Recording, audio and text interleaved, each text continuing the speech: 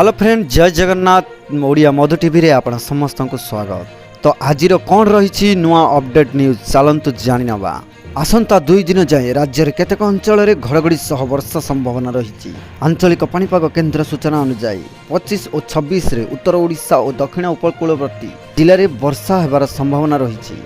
एने जारी करा सतर्क सूचना अनुसार ढेंकानाल, जाजपुर, कटक, जगतसिंहपुर, केन्द्रापड़ा और खोर्धा जिले में 50 ରୁ 60 किम बेगर पवन बहिबा सह घड़घड़ी और वर्षा संभावना रही।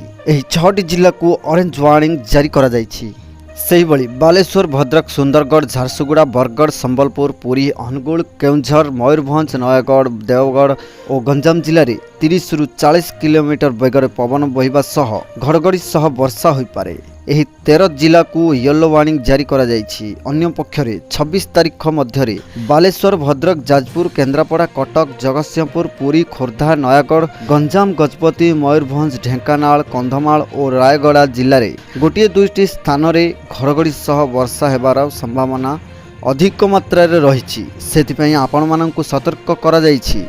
जदि आपण माननकु हमर एई वीडियोटी इन्फॉर्मेटिव लागिछि ताहले हम चैनल को सब्सक्राइब करंतु आ हम वीडियो को लाइक करी शेयर करंतु आ वर्षा रु सावधान हुअंतु। जय जगन्नाथ, नमस्कार।